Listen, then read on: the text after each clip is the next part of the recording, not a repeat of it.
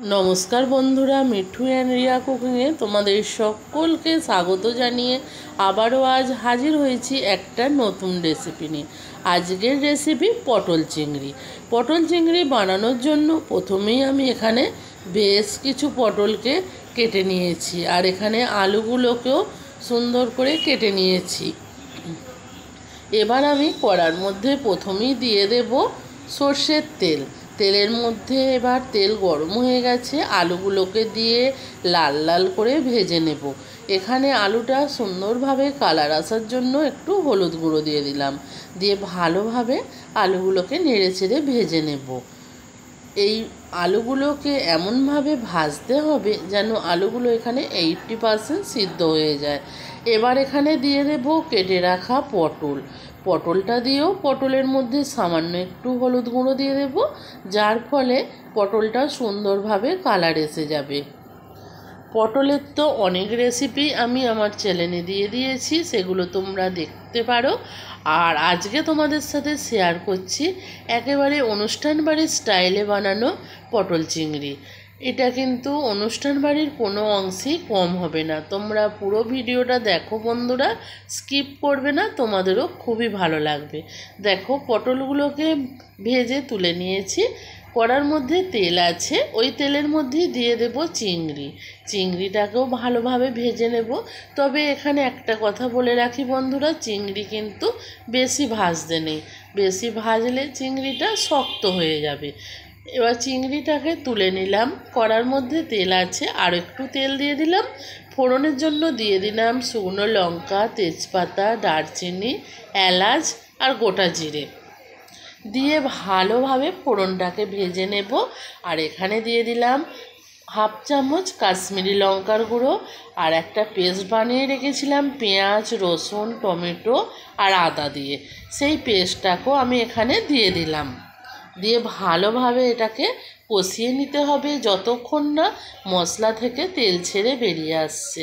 মশলা থেকে তেল ছেড়ে বেরিয়ে এসেছে। এবার এখানে দিয়ে দেব হাফ চামচ হলুদ গুঁড়ো, হাফ চামচ লঙ্কার গুঁড়ো, হাফ চামচ ধনে গুঁড়ো, আর দিয়ে দেব সামান্য একটু জিরে গুঁড়ো।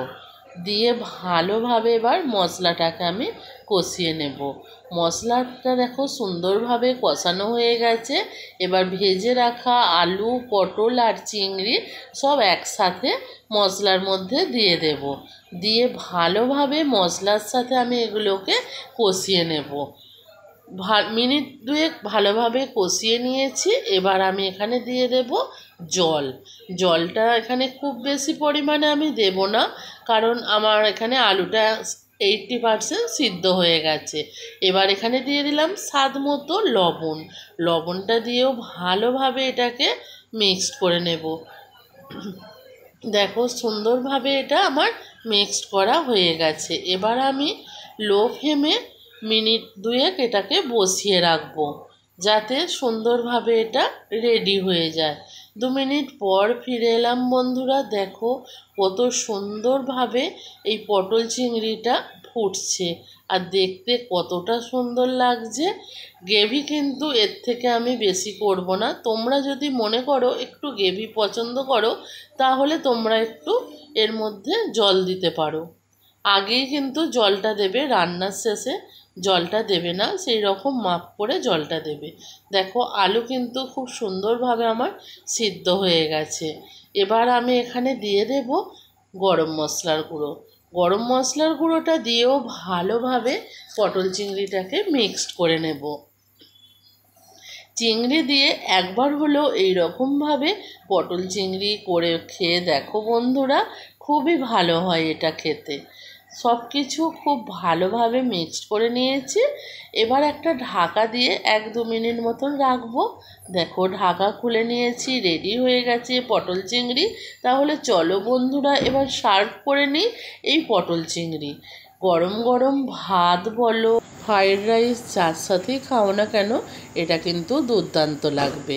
আজকের রেসিপিটা তোমাদের কেমন লাগলো অবশ্যই কিন্তু কমেন্ট করে জানাবে বন্ধুরা।